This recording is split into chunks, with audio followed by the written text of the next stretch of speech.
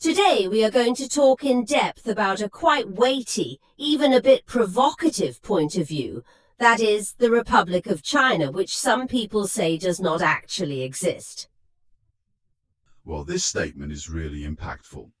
Yeah, it sounds very different, doesn't it? Well, we have it. There are some materials, including the analysis of some historical events.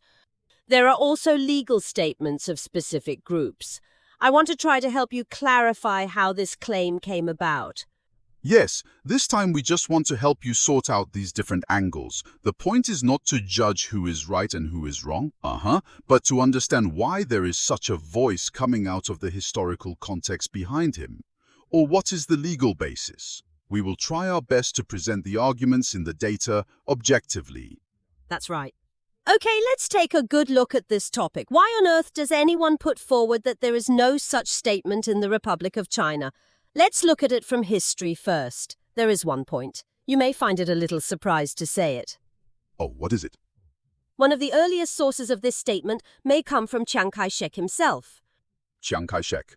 Yes, it was mentioned in the information very early. In 1950, he talked about our Republic of China at an internal meeting.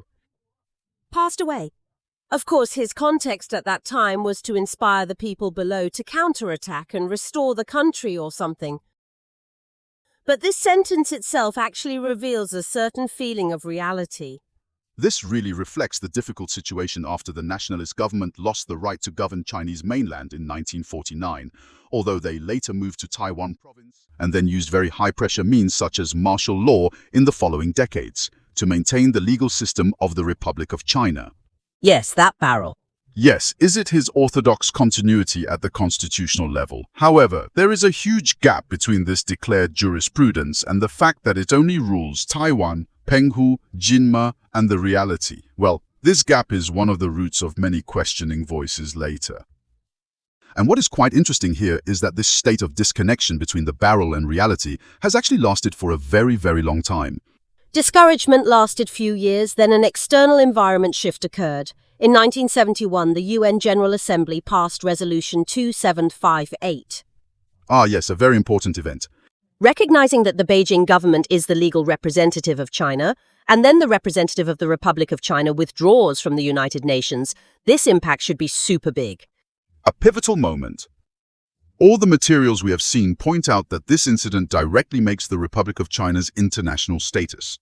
Well, it can be said that it is a rapid decline. Well, most countries have broken off diplomatic relations with it one after another and are no longer members. It is a sovereign country, so for many observers, this is almost equivalent to the brand of the Republic of China on the international stage. Well, actually disappeared. Vanished. Slowly becomes a political symbol that seems to be mainly used within Taiwan province. This change in international reality later seems to have caused more direct doubts in Taiwan province. The representative figure may be former President Lee Teng-hui. Yes, to former President Lee. In 2003, she publicly said that the Republic of China had long since ceased to exist. This sentence was startling at the time. Yes, he also advocated that it should be proved to be changed to Taiwan province. He has a famous painting that is widely circulated saying where the Republic of China is, but no one knows at all. Because I couldn't find that place at all as soon as these words came out. Wow, it was really a monstrous wolf at that time. And then the next point is even more worth playing. Lee Teng-hui's statement is generally regarded as well, echoing the rising local consciousness in Taiwan. He used his identity as the President of the Republic of China to directly challenge the realistic foundation of the existence of this country name. The information mentions a strong disagreement from the reunification faction. But at the same time, it also gets the support of a lot of local factions. In the eyes of the local faction, Lee Teng-hui seems to be brave enough to break through the dilemma of national subjugation that even Chiang Kai-shek may have privately admitted back then. Well, but the difference is, Lee Teng-hui, what he chose is good, so let's face this reality, and then seek to use Taiwan province as the theme to take a new path. So if you look at it in this context, part of the reason why this idea does not exist in the Republic of China can be said to be due to the change of political reality, the slow loss of international recognition, and the rise of Taiwan province's local identity. It can be said that there is a view in the understanding materials, that is, the Republic of China in Taiwan Province after 1949 is compared to a kind of exile. Like Dalai, the government is a bit like the government of Dalai Lama in India. That is to say, although it is actually operating, the scope of sovereignty it claims to represent, for example, the whole Chinese mainland, has been out of touch with reality. Understand that in addition to this view from the perspective of political and historical reality, it seems that there is another voice from a non-governmental organization called TCG, who puts forward a set of very different arguments about their international law and historical treaties. Yes, TCG, the core of their argument is mainly based on several key legal documents dealing with the Japanese issue after World War II, well, especially the old Golden Fan Peace Treaty before 1951. The San Francisco contract. The facade of this contract stipulates that Japan will give up all rights and claims to Penghu, Taiwan. But the most critical point lies here. The treaty itself, it doesn't specify who these territories are to be handed over. Oh, I didn't write it. Yes, it's not stated. What's more noteworthy is that neither the Republic of China at that time nor the later People's Republic of China were signatories to this contract, nor were they signatories to this contract. From the perspective of international law, if territorial sovereignty is to be transferred, the treaty usually needs to clearly designate the recipient. Well, this became a core legal argument in the so-called Taiwan status theory. Oh, so TCG grasps this point and thinks that the Republic of China has never obtained the sovereignty of Taiwan Province through a legal international treaty procedure. Indeed. They claim the Republic of China came to Taiwan Province because after World War II ended, General MacArthur authorized Chiang Kai-shek's army to accept Japanese army's surrender on Taiwan Province on behalf of the Allied forces. Allied forces. And put into a temporary military administration. TCG thinks this is purely a military occupation arrangement. Not equal to the transfer of sovereignty. Doesn't equal transfer of sovereignty. They cite the US government's official position that Taiwan's status was undetermined, supporting their argument. Thus, TCG views the Republic of China as lacking legal sovereignty, akin to an exiled proxy regime. Wow, this power has gone one step further. They even believe that the root of Taiwan Province's sovereignty is actually on the Japanese side, but that this sovereignty was put on hold after World War II. So legally, Taiwan Province is still in an undecided state under the occupation of an American military government, that is, USMG. Yes, this is a very special and possibly controversial point in the TCG discussion. Well, that's based on such an understanding. They think that the people of Taiwan Province actually don't have the right foundation to build their own country because the source of sovereignty is not here. Oh, so... With the goal they are pursuing, it is not to establish an independent Taiwan Republic.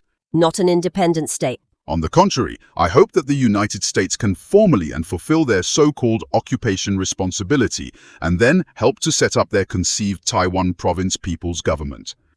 The final state may be more like the overseas territory or trusteeship of the United States. Well, so you see, it involves the future of Taiwan here. In fact, there are several completely different imaginary paths. It sounds, these two voices denying the Republic of China seem to point to the lack of sufficient party nature in his rule in Taiwan. That's the point. But the reasons behind them and the ultimate goal they pursue can be said to be very different, even opposite. Yes, if we want to find common ground, it is probably that both of them challenge actual existence in Taiwan Province and its legitimacy from different angles. The former is like Li Tenghui, which is based on political reality, such as the loss of territory, the loss of international recognition of the rise of local consciousness, etc. For the latter, the TCG focuses on legal documents, especially the interpretation of the San Francisco contract. Both of them deny Beijing's sovereignty over Taiwan, which is quite consistent. Contradiction. The contradiction is very obvious, mainly in the ultimate goal. You see, Li Tenghui and the local faction denied in order to change the new signboard of Taiwan, be the masters of their own affairs, right? Establish a subjective Taiwan state. Yes, but TCG and the others deny, but it is not for Taiwan's independence. Instead, they think that the ownership of this land, Taiwan, is not there at all, in the hands of the people above, Wow, they think that they have to go back to the international legal order after World War II to decide who is the legal administrator. This idea is very, very different from the former. So you see, there is no such saying in the Republic of China. Wow, behind it, it really involves Taiwan's extremely complicated historical heritage, the ever-changing political reality and various interpretations of international law. Indeed.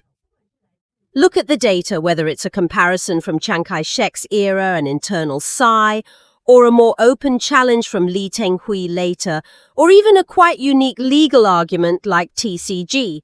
Well, in fact, they all reflect that there is a profound gap between the historical symbol of the Republic of China and the reality it is now in Taiwan. And it seems that it is difficult to ignore. Poor. Indeed, this country name, well, maybe, it is still printed on our passport and written in the Constitution. However, the sources generally emphasize that in today's international reality and some key legal documents, it seems that it is difficult to help him find a very clear and uncontroversial position. Well, he feels more like a legacy of history. A legacy. To a historical relic, rather than a living, contemporary sovereign entity that is universally recognized. Finally, I want to leave you with a point to think about. Well, this is also an extension from the materials we have read. Well, that is to say, if the symbol of the Republic of China is for some people, it has indeed become an illusory projection of history or an undecided state in law, eh? For the people living in this land, how can we build a future identity that can not only unite our internal consensus, but also be accepted by the international community? This is indeed a big house. Yes, I'm afraid this is the core topic that all these seemingly divergent discussions finally point to. A problem that needs to be constantly thought and faced. That's right. Okay, then let's stop here today. Thank you for listening and look forward to seeing you next time.